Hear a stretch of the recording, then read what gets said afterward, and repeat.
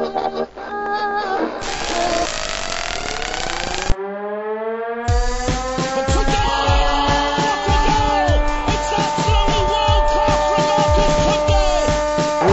here, a great save. A turner from McClare. Mike Hunt. A terrific goal by Sheridan. Brexman against Jones. Get in. You could have two goalkeepers in there that would have trouble saving that.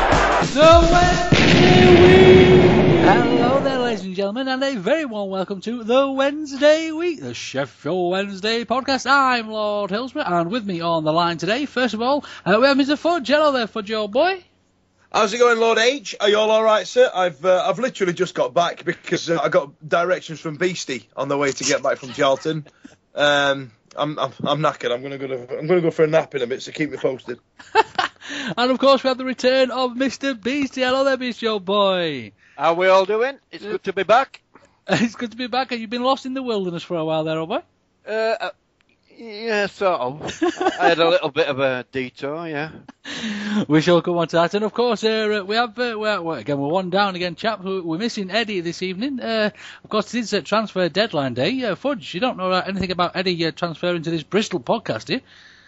Well, apparently Bristol City have signed somebody about something else, but I stopped listening. They were talking about cider. I switched off. It went cider, Wurzels, something cider farming. That's all I heard. And pirates. So, chaps, let's crack on with some football news, shall we? So, we'll bat straight on. Charlton and Beastie. I'm sure you've got plenty of Charlton information for us. And of course, missing last week. I bet you're actually busting till it all right, aren't you? Yeah, what a fantastic game it was. We won 2-0, right? That's that then. Now, as far as I'm concerned, I know people are going to be listening to say, no, we didn't. We won 2-1. Well, let me tell you something there. No, we didn't. Right? The game that I saw, we won 2-0 because I arrived on the 63rd minute. By the time I got my phone out and my glasses on, right, I looked up and Danny Pugh was going off, and what can I say? It was a great performance by Danny Pugh from what I saw. Well, tell you about the game that I saw. I turned up in a miserable bloody East London day, full of people talking at me like that, rather than talking like that. You get me, and all that nonsense, yeah. And then I watched the game. We went 1-0 down. We were all over them. We were battering them. And then what happened was Beastie turned up, and there was a message went round the players that went, Beastie's here. That went, Beastie's here. Christ, you better get it all together, lads. Oh, Christ, he's not. He'll give us a right load of shite on that podcast. Yeah, I know. You better get it together. And then what happened was I saw a different Sheffield Wednesday for the last half hour. Well, that's how it should be all the time. As long as they turn it on when I get there, that's all that matters to me. And I thought it was a fantastic game. So, was it a case of the transport system going wrong, or Beastie going wrong on the transport system? The latter. Well, let me tell you something. It was a bad start because, I'm confined to West Yorkshire. That's where I live, right? I know it's unfortunate, but that's the way life deals the cards, right? So I headed out to Wakefield train station. I picked the train called at Pontefract on the way, where the young un got on, and then we went to Wakefield. Little did I know that the train that we were catching at Wakefield came back and called at Pontefract. So this was a bad start in the first part of the journey. And the young un looked at me and she went, "You've got me on this chuffing train, and I could have got on here. Why did I go through to Wakey when I could have got on here?" Bear in mind, like, it was a foot deep with snow when we set off.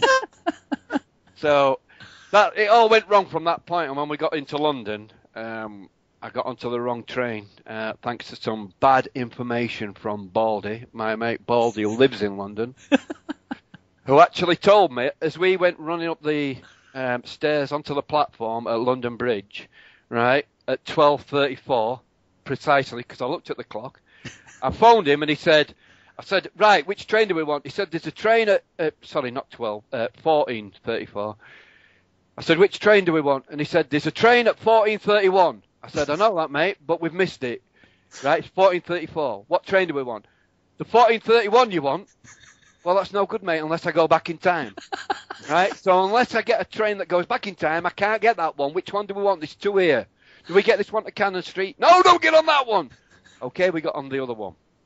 But before we got on it, we asked the train guard, is this going to Charlton? Yes, so we got on it. Right? Halfway along this train journey that went all around the British Isles, right, I said to this young Cockney lad, how many stops to Charlton? And he told us 3. So we stayed on. An hour and a half later, we ended up in Dartford, changing another chuffing train. I went through Swans chuffing come 3 times, 4 times, 5 times. It's a horrible place. Never, ever go to Swanscombe. Right? The only person on this planet that likes Swanscombe is Bill Oddie.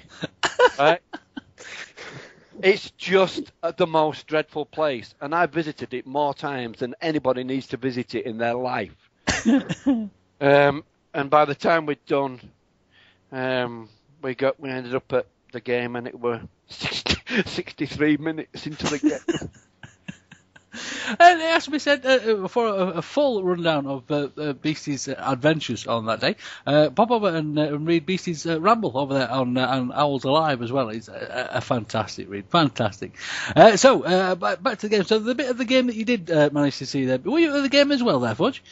Yeah. Well, being the southern-based correspondent, I thought it'd be worth putting an appearance in. I normally text Beastie at some point during the game saying, where are you, whereabouts are you? We've never met each other at any point, but I still text him when I'm there. And I was on Twitter, and I thought, that's not happening. So I just didn't bother. And then my favourite bit, I mean, if you are bored, and there's websites called bored.com, you've obviously got your iPhones and your apps to play with. So if you are bored, it's worth looking back from about, let's say 1:30, 2 o'clock on Beastie's Twitter feed, and you will see a man's descent into alcoholism and anger. Just as the afternoon pans out, it's the misspellings get worse, the anger gets worse, and there's a bit where Beast just goes, "Here, kid," and just passes it to his daughter, and then his daughter goes, "I'm tweeting now." It's hilarious because all that did was just offer up the image of this downtrodden daughter looking after her dad, who's just sat there with his head in his hands, going, "I can't believe it! This bloody train, we've come down here." It was just. Shall I tell you what also made me mad? When we got to Dartford, where we had to get this stupid train to Charlton. Right, I asked this bloke, I said, which train do we want for Charlton? And he said, oh, you want this one. And he said it goes at 15:59. I said, mate, we're going to a football match, right? It kicked off at 3. He says, I can see that. I said, well, we're not going to see a lot of it, are we? And he went, no, but that's the next train. Obviously, we're trying to be very patient with him.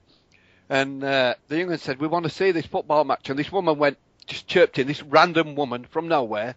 She chirps and she says, did you win? What the chuffing hell are you talking about, you stupid woman? We're trying to get to the game. How the hell would we have won? Oh, dear. I'm telling you now, I nearly threw it on that train. What a ridiculous thing to say. If Beast is late for a football game, it looks like the end of Woman in Black.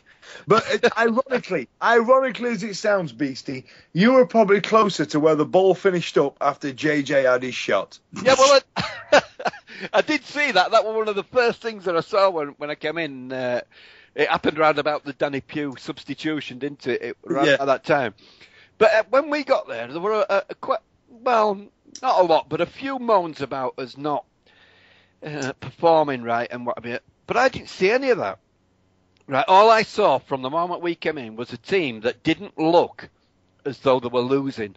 A team full of confidence that they were going to get back into the game, and we were passing the ball about. All right, every now and again, Charlton had hit us on the break, and we did look a bit shaky at the back.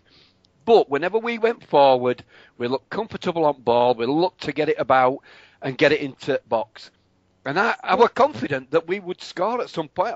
Well, this is it. I mean, we were battering them. I mean, their goal came from a breakaway, came from a counter attack after we had a corner. I think Raider just missed one just before the stroke half time. Gardner had one cleared off the line. It was mental. How we went into that break. No, we didn't go into the break. How we went 1-0 down in that game was mental. I didn't understand how it happened because, like you said, our tails were up, and you see that confidence on players on the field as they're passing the ball around, and I swear to God, boys, we were moments away from going ole every time we passed the ball. Yeah, and that's how it felt. We just looked so. I keep using the same word, but we were so composed, and we were obviously working to a plan, and we were sticking to it no matter what, and it were really nice to see. And that's why I don't get Chris Powell's comments after the game that he don't understand how they lost that game. Well, it's simple. This is it. Beast, I've had these comments ready for you for about 5 days, and after what we were talking about Chris Powell last week, I had to bring this up. It's on BBC Sport. Charlton boss Chris Powell. That's football. Sometimes you love the game and sometimes you hate it. It's one of those days that hasn't gone for us. The turning point was when we hit the post, and that would have sealed the deal for us. It's a tough way to lose after playing our part in a tough game. We got stronger and better as the game went on and went ahead through a good goal, but then couldn't see the game out. It's a bitter pill to swallow, but the players have done terrifically well this month. Did he watch the same game as I did? No, I think he watched the same game as I did. There's absolutely no way. I'm telling you now, if they got better as the game went on, then just how bad were they before I turned up? Because they were truly dreadful from that moment that I saw it. Awful. It was like watching a Sunday League game. Well, it looked like a Sunday League pitch, didn't it? It was absolutely dreadful surface. But we got what we deserved. I thought. Obviously, I feel such a sham saying this because I only saw 27 minutes of it. Right. But on the 27 minutes that I saw, right, besides it being very blurry, right, I thought we were outstanding. It was one of our better performances of the season. And while I'm on managers' comments, my favourite line from DJ after the game was, "We defend well, but scoring has been a problem. Hopefully one or two will learn by watching him, and that's a good education." He's talking about Leroy Lita being a striker that scores scruffy goals. But apparently, we defend well. Well, they've got a lot of confidence at the back now, haven't they? And yeah, that five, let's say that five at the back, they do look to be working well together as a unit. They're starting to trust each other, and it's nice to see. But we do look a lot better going forward now. We look a lot more comfortable, with, especially with Holland going out wide and getting forward. It's just good to see. And I watched Lita again through blurry vision, but he don't have pick out space well. He knows how to run off his marker and leave them behind, and that's what we've been missing. And I'm just really looking forward to seeing him in a home game. An experienced head. He won't be bothered about the things that DJ and others are saying bother our players at Hillsborough. He's an experienced player. He'll know how to get around that. And the easiest way around it is by sticking ball in net, which is what got everybody on side straight away at Charlton, isn't it? Absolutely. I mean, if you look at it, he's not played a terribly large amount of football recently. Of course, we had the same conversation about Mr. Bothroyd when he came, and Mamadi Sidibe as well. Exactly. But he seems to have obviously hit the ground running, chaps. I mean, obviously we've seen this before with Rodri. He came in and obviously played his bits and bobs off for the first game, and then sort of went a little bit downhill from there. Of course, he never got a real good run in the side after that, but. Maybe this is me being an Optamastic Wednesday, boys. Optamastic. An automatic Wednesday. That sounds like a Hoover. I scared one of their washers at 60. Sorry, I apologise. I've got Beastie tweeting disease in my mouth. An Optamastic washer. Have you had one of Beastie's special bottles of Oasis? But yes, I mean, I'm expecting good things, chaps. I'm quite looking forward to seeing the chat myself. Well, let it be put on record right now that I think he is fantastic. I got Beast. No, shut all this. Wait a minute. Let it be put on record.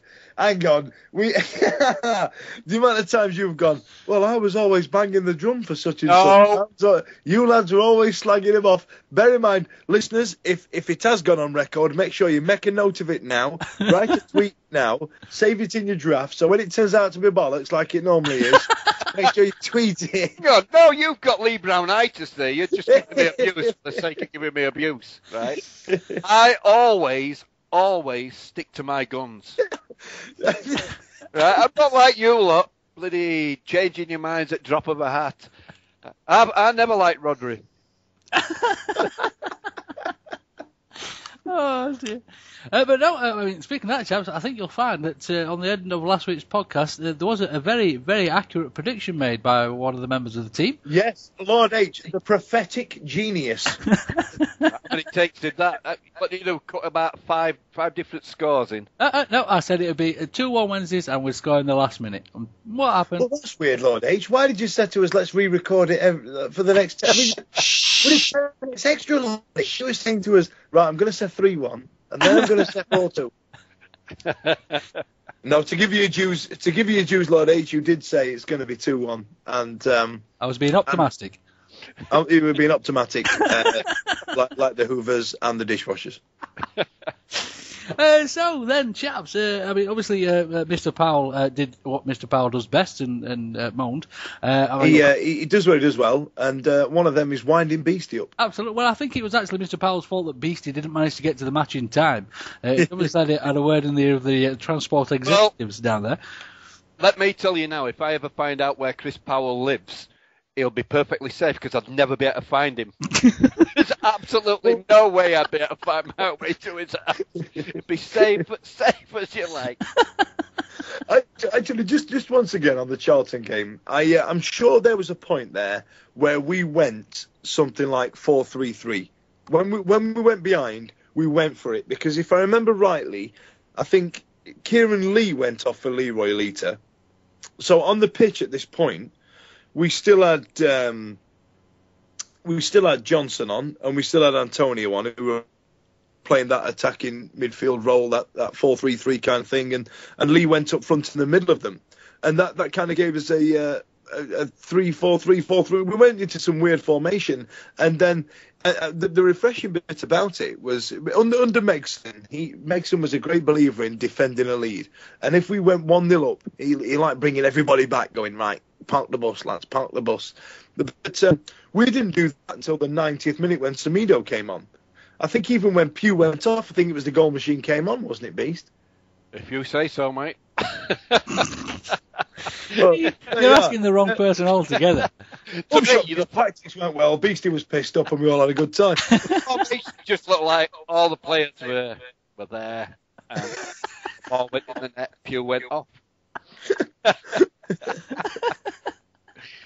Yeah. I enjoyed it. We sang a bit.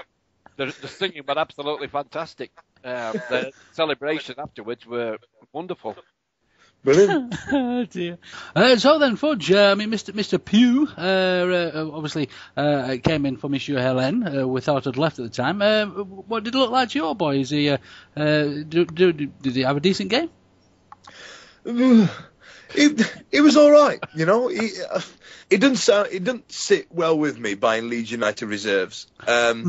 So I've got a bit of I had mixed feelings of it when we signed him. But as it stood at the time, it looked like Haaland was a dead and buried purchase, and Pugh could play a multiple of positions, and he's got a bit of pedigree, so let's get him in. He's obviously got a touch on him. He can spread the ball, he can look for a pass, he can get his head up, which is great to see. It's great to see because we used to say that about Chris Lyons, that he could put his foot on the ball and have that third eye that midfielders have. Well, so I didn't say that. That was great to see. It was great to see, but obviously he's good at making substitutes. He's good at getting warmed up and down the touchline. Jogging off. He's Did good he at jog that. off well, So- Beastie? It was a fantastic jog, one of the best jogs I've ever seen in my life. So, as it sounds, he did okay. So I've got no qualms about him anymore. But and if it comes, but I can't see him having a starting shirt, if that makes sense. Absolutely. So quickly on to the goals then, chaps. Of course, almost our top scorer. It's only 5 goals this season now. Mr. Reeder comes in with I think what they're calling in trade a looping header, chaps. It seemed to have hung in the air for rather a long time, and that put us back square. And then Mr. Leiter comes along and, as you say, Beastie ran up into got himself a little bit of space there. Of course, he did actually take a deflection, a rather wild deflection. But at the end of the day, they all count, Beastie. So I'm happy with it. Yeah, nobody cared about the deflection at all, did they? You don't when it goes your way. And the beauty of it was that both of those goals made their keeper look like an half-wit. and if Did he suffer from glove face? He did. Did you see that? He went down. Well, that's why the 5 minutes were added on at the end, wasn't it? For him and his glove face, and that's all I kept shouting at him. Glove face, bring the stretcher on. He's got glove face. Glove face tracks again. It was incredible. Oh, dear. This disease, right, is more rampant than we thought, and we need. Can we get some music in the background here, Lord H? By the way, we need to be on our guard because glove face sneaks up on you, right? It can attack anybody at any time, right? And we don't want it afflicting our players, especially our keepers. But I want everybody, every Wednesday fan, to light a candle tonight and say a little prayer and think about glove face and how it's wrecking people's lives. We've had the Hull keeper. That's now the Charlton keeper. Who knows who's next? Who knows? Let's hope it's not the Brighton keeper. Say a prayer for glove face. Oh, right. So then, chaps. Sorry, we're filling up a little bit there. Just one of them emotional. to be fair to the keeper, he was having a good game. Is it Ben Hamer, his name? Well, we were in for him at one point, so my young'un tells me. Yeah, we were. He's got a bright future in front of him. But unfortunately, behind him. unfortunately, he's contracted glove face, and we're going to need to move on, find other targets. That's that. Yeah. So then, chaps, that does see us rise up the table ever so slightly. Gives it a little bit of a gap, of course, at the time of recording. All the games have caught up really now. All more or less played 29, and we stood 20th in the table. Of course, Ipswich have dropped below us. Barnsley, Bristol, and Peterborough all seem to be down there in the bottom 3 now, and we're starting to claw our way back, but it's still looking very tight, chaps. I mean, right up to, again, Huddersfield in 16th, only on 36 points. It's not a big stretch for us to have a really good jog up this table, boys. They had good results, didn't they? The Dingoes and Bristol City. And it pains me that Bristol City have got a really good manager in now as well. This is it. This is what I was going to say. We're on transfer deadline now. Transfer deadline day today, and it was looking at some point today like George Boyd was going to Nottingham Forest. I don't know if that's confirmed yet, but if George Boyd does go, I think Peterborough are the team to watch slip. But like you said, Beastie, Bristol City have got a good manager there. They've picked up a decent couple of points against Watford, and I think they're the team to watch coming up our backside. However, sod that. What's in front of us? What have we got in front of us? Who have we got to ascertain to? We've got Birmingham coming up on a Tuesday night in a couple of weeks. Yeah, a win there puts us above them. Yeah, I'll take that. I'll see you down there. We've got, if you look at the teams that are above us in the league, the teams that are that we can drag right back into this. Wolves are a point above us. Birmingham are 2 points above us. Bolton are only 2 points above us. These are teams that are in turmoil at the moment, aren't they? Birmingham are selling everything they can get their hands on. It's a proper fire sale. Huddersfield are in free fall at the minute. They lost? They haven't won in 12 games, is it? Something like that, which cost Grayson his job. Blackburn are in all sorts of bother. They don't know whether they're coming or going. So it could be that by the end of this season, the 3 teams that are in the bottom now might not be there, and it might be 3 that thought that they were pretty safe. Because Barnsley have also got rid of their manager. They're on the up. They're starting to win games. So it's going to be very interesting, isn't it, over the next few weeks? Absolutely. I mean, nobody can accuse the Championship of being a boring league. No, can they have for the last couple of seasons? It's definitely going to be a corking last little jaunt towards the end here, chaps.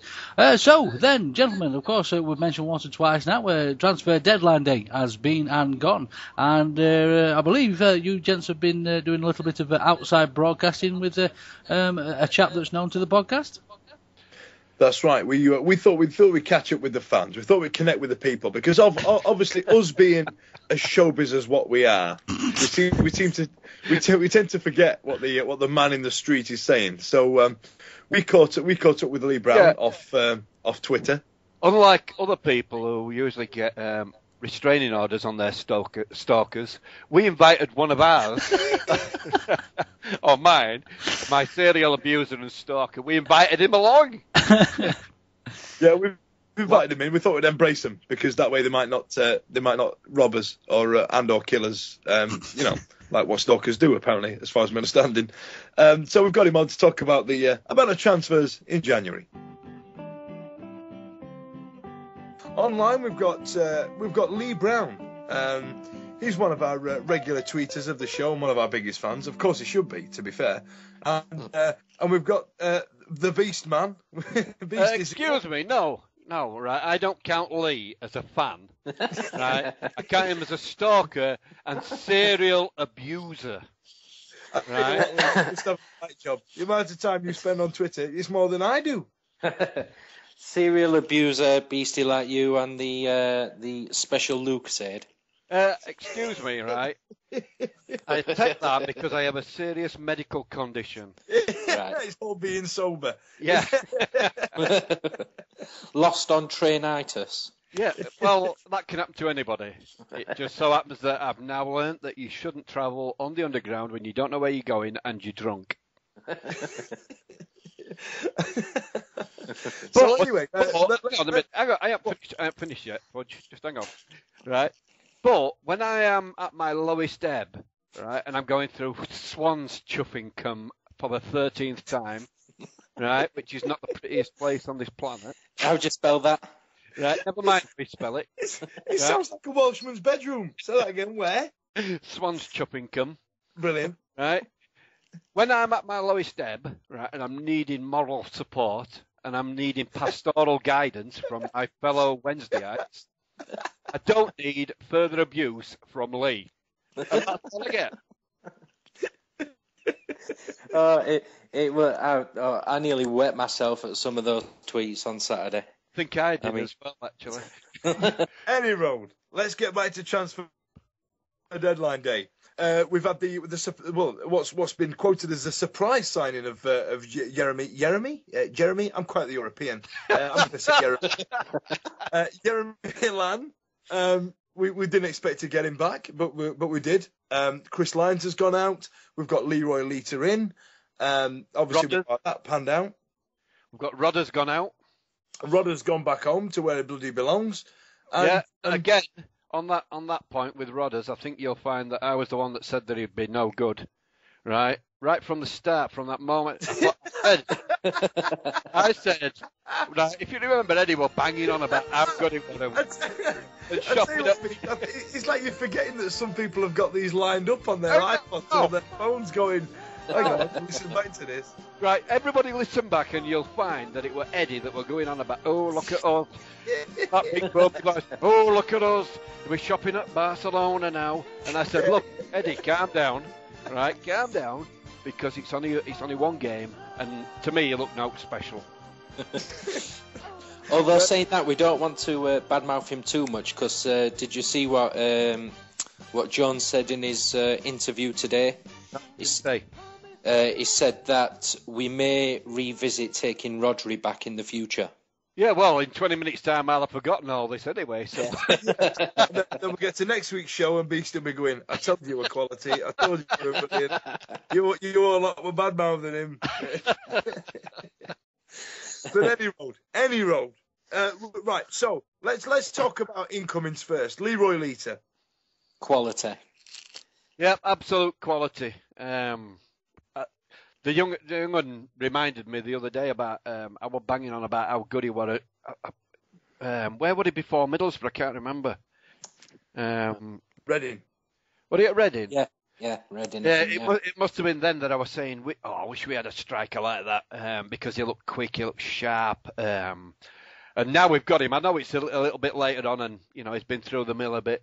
But you just have to watch him, and he's bringing more to game than any of our other strikers have done in a long time. He's looking for space. I noticed this at Charlton. I was watching him even when he didn't have ball when we were coming forward. He was creating his own space. And I've not seen Cog or Medine do any of that. In the last 2 years, they haven't done that. It's just good to see a wise head, a proper striker's head on somebody, if you like. Yeah, and I think I'm sure we'll get on to Heelan, Helen, whatever you want to call him shortly, but I think with Lita, Heelan, JJ and Antonio up top, well, I tweeted last night, I reckon them four could do well in the Olympics 4x100 relay. They're frightening fast. I mean, I was joking with my boss today. He's a City fan, and he's not one of these glory ones. He has supported them for like 40 years, and he's seen Heelan a few times. I was saying to him, I says, I think maybe Stuart Gray. Is it Stuart? Yeah, Stuart Gray's come in, and he's showed up our defence. And I think what our plan is shut up shop at the back, and then just hoof it forward for one of them four or all of them four to chase it and score on goal. Yeah, when we go forward, we do look pretty good now. And all right, it was the same at Charlton. When I got in just at the good bit, obviously, but we didn't look like a side that were panicking. And it were those players that you just mentioned that were bursting forward, and they do look so composed on ball at times. It's just when they get into box and in front of goal that it all gets a little bit too scary for them. I mean, JJ he could have 10 shots on goal, 9 are lit rose head, or go over the stand in this case, and one will be a screamer. Yeah. But you got to love him, though, haven't you? You have. To be fair to JJ, he took it well on Twitter, didn't he, though? Yeah, he did. He did it. He didn't have any choice, did he? Really, because it's one of the few shots that's gone higher than Chris Waddle's penalty. He even got some stick off Mark Bright, didn't he? Yeah. Did you see what Mark Bright tweeted? Yeah, he were giving him some right jip all night, wasn't he? Well, I'll tell you what then, that brings us to the next point. We've got incoming Leroy Lita. Let's go on to outgoing Chris O'Grady. Now, Beastie, I'm guessing you've got mixed feelings on this. I have.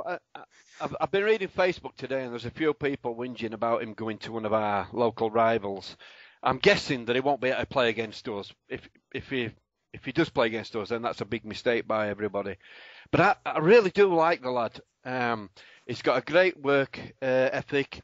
He gives 100% whenever he's on the pitch. He holds the ball up well. He just doesn't stick it in the net enough for what we need at this moment.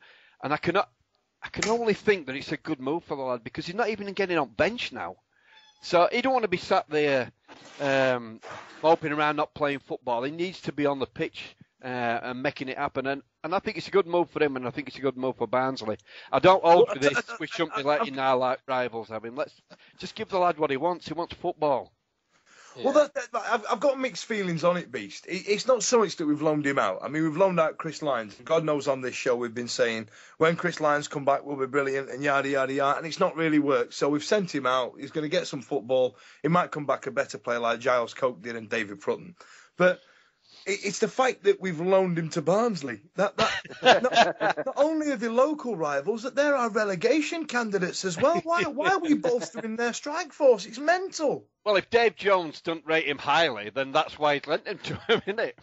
Maybe it's an Agent Wilson kind of thing. He's going there to sabotage it. Exactly. That's exactly what it could be. Agent O'Grady. Is that what he's doing? Yeah, Agent O'Grady, that's it.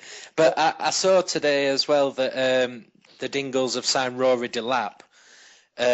So once they've took out the first few rows of their stands, so that to accommodate for his run-ups, maybe their plan of attack is now a long throw from Delap onto O'Grady's head, back at net. There you go. Well, there you are. I'm hoping that The Rock winning the championship belt in the WWE and Chris O'Grady's move to Barnsley isn't successful. Because have you ever seen him in the same room at the same time? I must confess, I have not. No, me neither. Although I was sat next to him at Player of the Year awards, and he is massive. What, The Rock was sat at the Player of the Year? Yeah, well, yeah. The same person, It's the same person. He just finished filming Journey to the Centre of the Earth 2, or whatever it's called. You should have given him a slap for that one. Yeah, I've got it. All I think about is it's been a good servant to us, and he does just get on with things, and all I can do is wish him well. And I hope that it works out for him. Well, like I said before, Once we're clear of the relegation zone, yeah. Yeah, obviously. Yeah. There is that. I mean, like I said before, I mean, Coke and Prutton have come in after loans out, and you thought that their future was dead and buried at the club. They've come in and they've established themselves in the team currently. Now, that means that Dave Jones sees loans as a great way of sharpening players up. However, Chris O'Grady, for me, is the one striker this season, after last season, that's turned up. I mean, Medin's been misfiring. Rodri turned up for one game. Do you know what I mean? I kind of think we got rid of the wrong one. I'd have let Medin go to Swindon, for example. Yeah, but again, this is just the rumour mill that's in action, but apparently he's turned down 4 moves, hasn't he, Medin, so far? Have you seen the 4? Well, yeah, I know what you're saying, Lee, but the point is, it's football for him, isn't it? And he ain't going to get it playing for us. But apparently he didn't, well, again, rumours, he didn't want to drop below the Championship. So that rules out Swindon, Tranmere, where was the other one? Notts County won. Notts County, yeah. But then why Blackpool? Apparently Blackpool were one of the ones he turned down. But yeah, well, if he's good enough for Blackpool, why is he not good enough for us? Yeah, nobody wants to go to Blackpool, though, do they, to be right? Well, when you've got the crazy likes of Gareth Taylor-Fletcher, who in no way looks like a flat bloke from the pub, you've got to be worried about your starting kit, you know what I mean? But anyway, Jeremy Hellan coming in. And hang on a minute. So you're calling him Jeremy Hellan. Lee's calling him Helan. So I need to find my own version. I'm going to call him Holland. All right, let's go with that. Let's go with that. So he's come in. He had a lucrative offer, by the sounds of it, from what DJ said, in terms of going to Watford, and he's turned it down. Is that a testament to the atmosphere at the club, or do you reckon he just knows that he's got a starting place here and he wants to play football? Well, go on, Lee. Go on. Well, yeah, I read earlier that DJ said that. What are we? How are we pronouncing his name? Hoyland. No, you're pronouncing it Heelan. All right, Heelan. He said that Heelan had told him that if he was going out on loan, the only place he'd want to go would be back to us. So he obviously loves us that much. Michael Antonio obviously loves him with what he said last week about wanting him to come back. So he's obviously just feeling the love and wanting to come back. Hang on. That's because it saves him a good few quid in suspension fees. Yeah, I think Dave Jones has done a little bit of magic here. He's worked a little bit of magic. He spent the day over at Man City, schmoozing with what's his face, their manager, Mancini. Yeah, Mancini. Just slipped my mind there for a minute. Yeah. He spent the day with Mancini schmoozing away, and I think he's done a lot of good there. He's obviously worked his charms on Hoyland, and he's decided to come back. He's played it down in the press. He's played it like we aren't going to get him, and that way, nobody's disappointed if we don't. Yeah. He's got, like you said, he's got a good friendship with Antonio.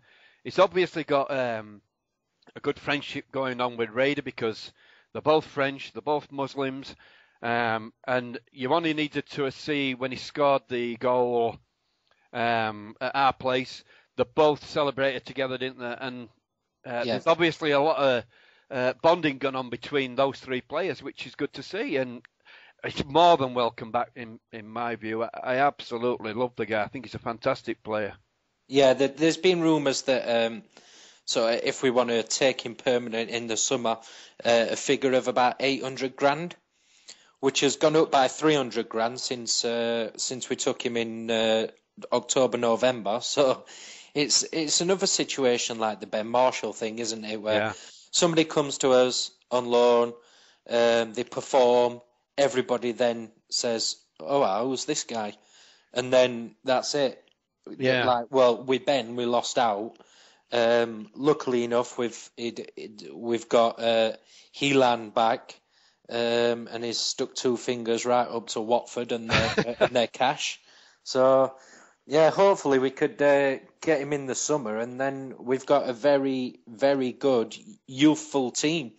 Yeah, yeah, absolutely, and he slots in with all our players really, really well. I'm not happy about this increase in his price.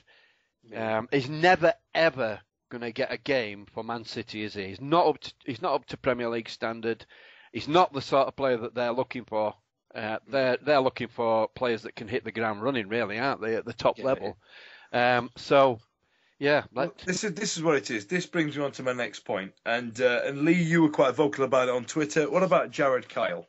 Now, as daft it sounds, I don't think he's ever going to hit the ground running with Sheffield Wednesday. It's a similar sort of situation with Helan. So, like, is it a chance we've kind of gone, well played, kid, but we want somebody a bit more established. Thanks very much. Well, I was when I tweeted earlier, I got a reply. Well, I got a direct message from him because he follows me as well. And he was like saying, "Oh, thanks for your comment, blah blah blah." And I said, "Oh, have you got anything else lined up then?" And he says, "Well, I've had a few offers from some A-League teams back home." So I said, "Oh, you had enough of the shitty English weather." And he just said, "Haha, yeah." And I said, "So, did you want to leave, or was it the club?" I never believe any of this mutual agreement stuff. And he said, "No, it was both me and the club," but I don't believe that. So no matter what he said, you weren't going to believe him, were you? Yeah, no, it was pointless me asking, really. They're obviously just trying to cut the wage. Yeah. Well, there you are then, folks. We've had it from the horse's mouth. I think he's a bit homesick. He's not getting the first team opportunities that he likes. He wants to go and play. In the land where people walk upside down, as far as I'm concerned. Yeah, I know he got like Academy Player of the Year, but let's be fair. Last year, the Academy, we didn't really hear much, so we don't know if they were any good or not. Yeah, I think I were runner-up. But I mean, we've now got Kalen. Is it Kalen? Oh, I don't know. Another name. Lavery. He's obviously come in, and I think he's sort of nicked young Jared Kyle's limelight as the future star striker from the academy. And I'm not sure if we're going to go on to talk about him, but he's another prospect for the future, I think. Yeah, or not. We don't seem to bring these prospects through, do we? I mean, we're a bit lower down the pecking order than Man City, but the ones that we bring through our academy are exactly the same. They're not up to the standard that we're at, so they aren't good enough for our youth. So all we seem to do is pass them on to lower league sides, or they go back to wherever they came from. Yeah. Well, that's what Arsenal do. To be fair, with their youth, that's how they operate. That's how they make some money. Trouble is, us letting them go for free don't sit well with me. But it brings me to my last one. Brings me to the last one. Chris Lyons going to the I don't know what we would call it. The when do we? Owls. Yeah, the MK Owls. The MK Owls reserves. What do you reckon? I mean, if there was 3 or 4 of my old mates at a club and you were thinking, right, I'm looking for a bit of a low move, you'd go to MK Dons, wouldn't you? Do you know what I mean? But Chris Lyons, do you reckon it was his time to go on loan, or the fact that it's Prutton and Coke keeping Chris Lyons out the side, does that sit well with you or what? I think there's something. It's another one of these things where I think there's a little bit of something gone on that we don't know about. He tweeted not too long ago about not being too happy about something. So whether he'd had an argument with Dave Jones about not being picked or not, I don't know. They get the monk on really easily, footballers, don't they? If they're not being picked. You heard them all the time in press conferences banging on about, it's good for competition, but they don't really mean that. Right? They don't want any competition. They just want to get a place every week, don't they? Yeah. Go on, Lee. I think it's a bit strange how last season centre midfield was Lyons and Semedo, and Prutton and Coke on the bench. Well, when Coke was with us and not out on loan.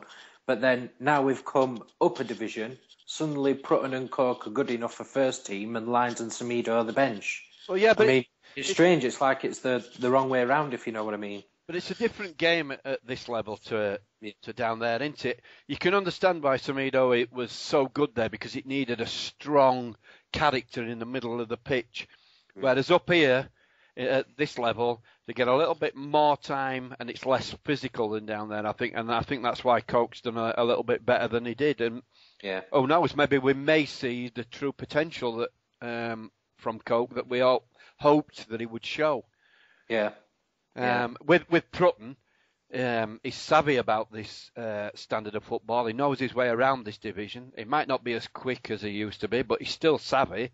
Whereas with Lyons and Semedo, neither of them have played at this level, so we haven't got the time for them to adjust to it.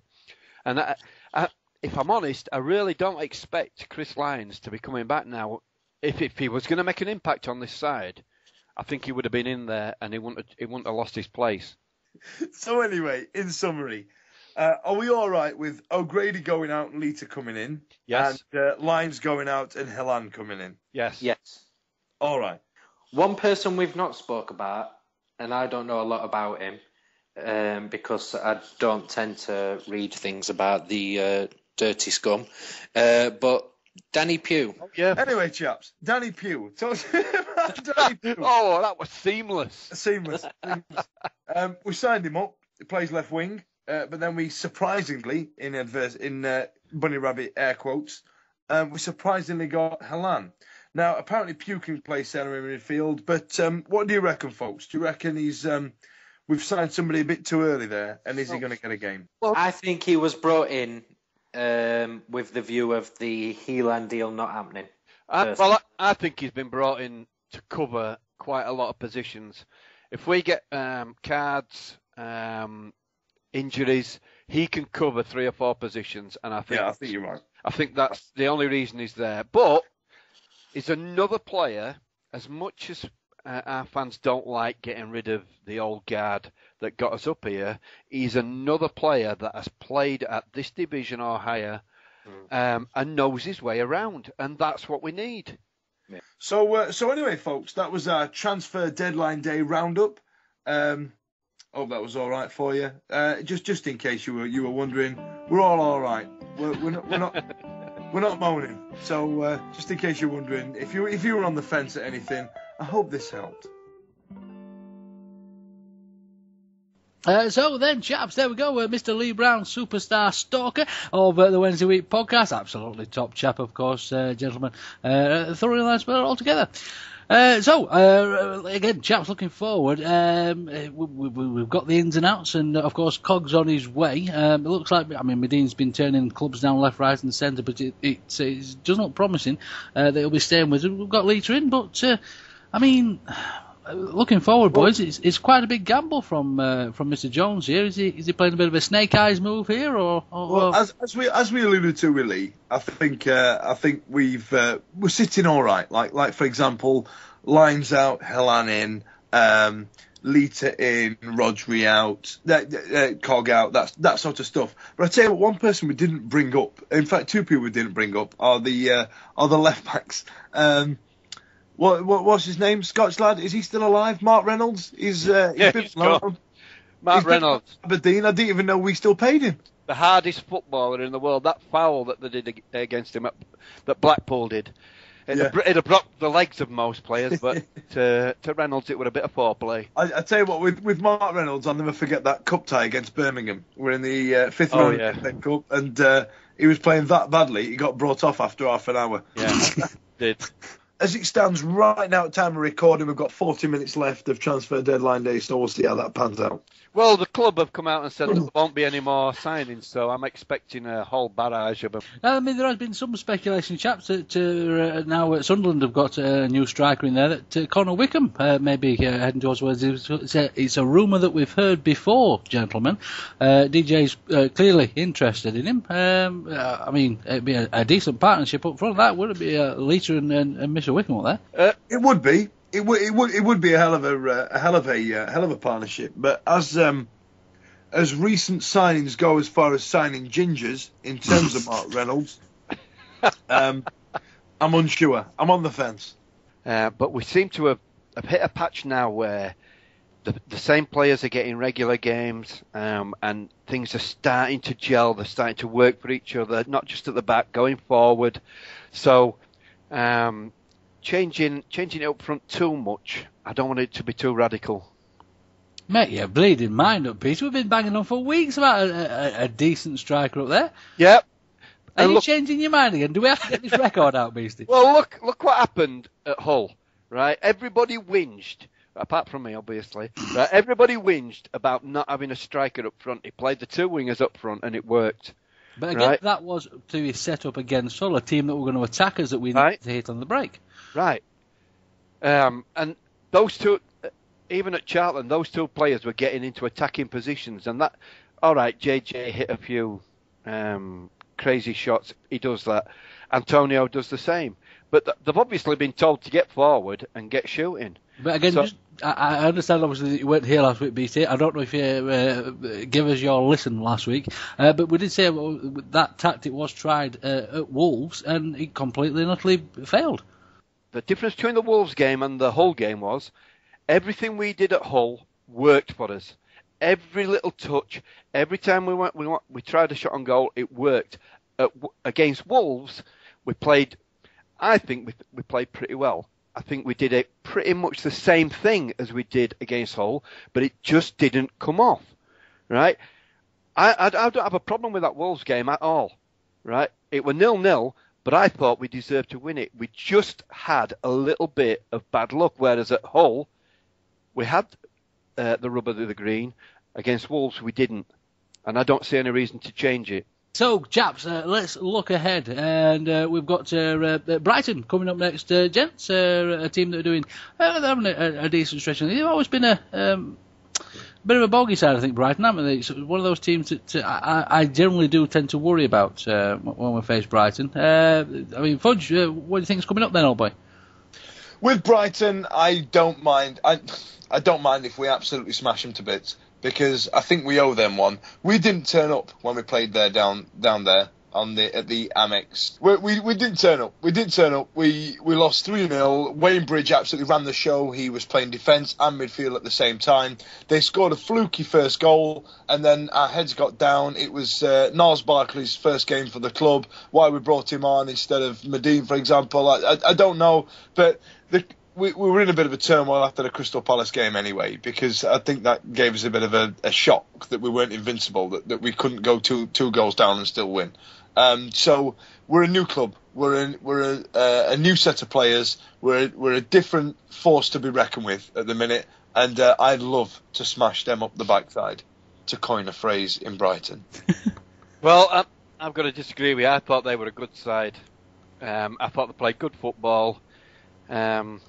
And I thought the best team won on that day. I don't think we had any arguments whatsoever.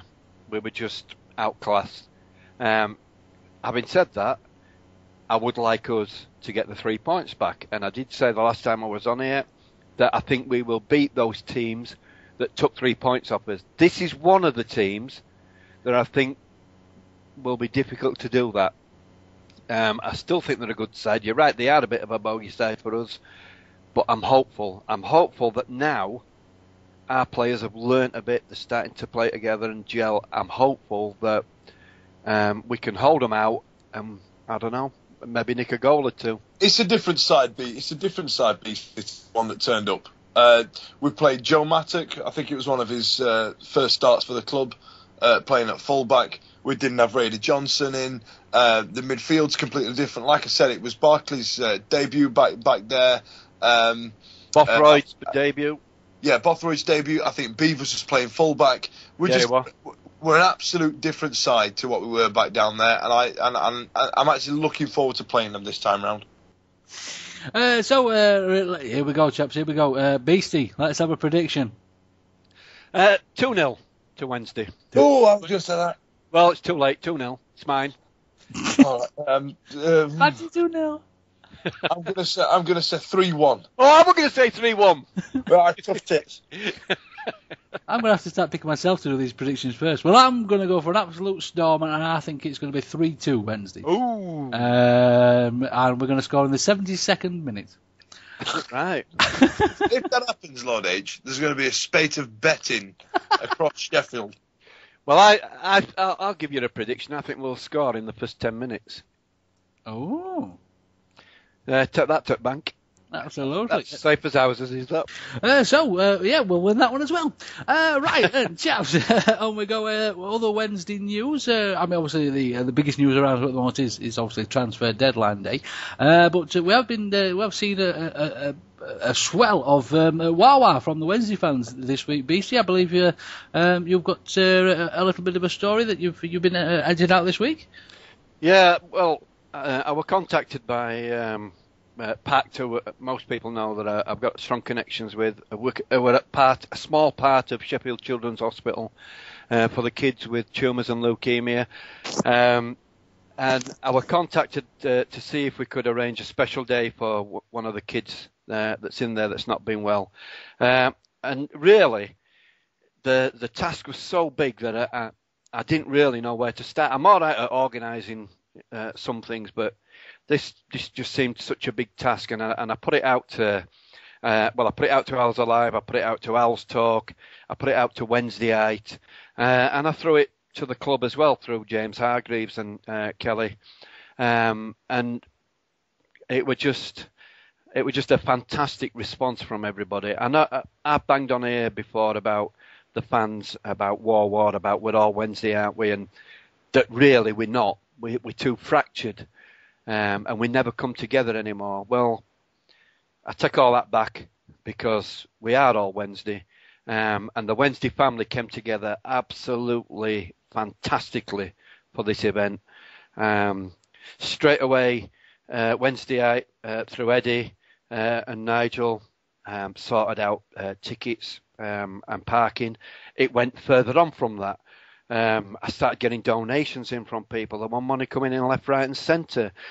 It went on from that. It went to the club, and the day is all arranged for the lad and for Toby and his family now. They're coming to Hillsborough. It's going to be a fantastic day for them. And I'd just like to say thank you to everybody that got involved.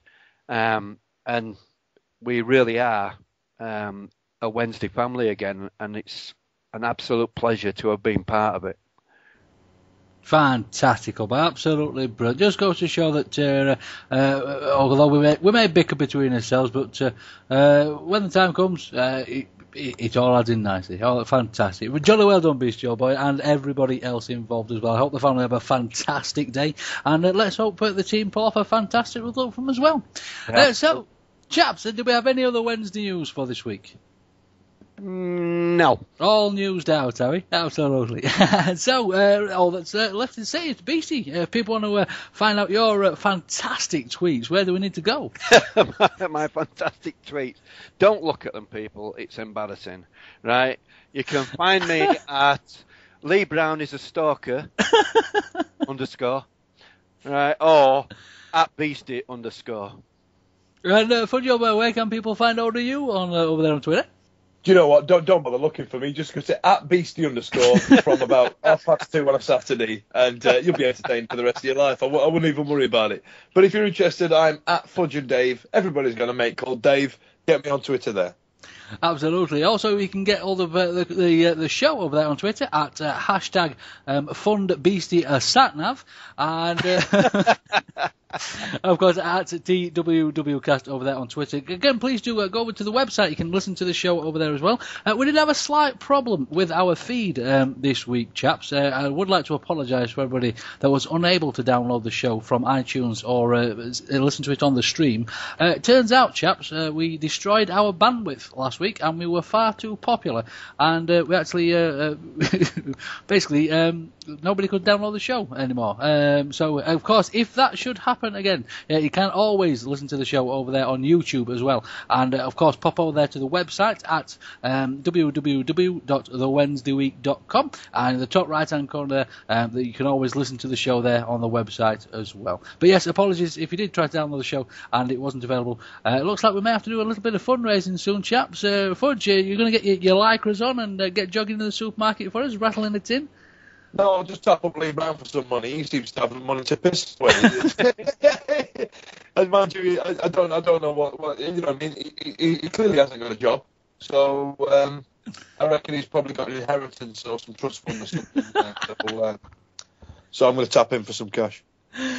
So yes, absolutely. But if there is any more problems along those sort of lines, by all means, pop over there to Twitter and you'll see all the updates over there as well. And of course, how else to listen to the show?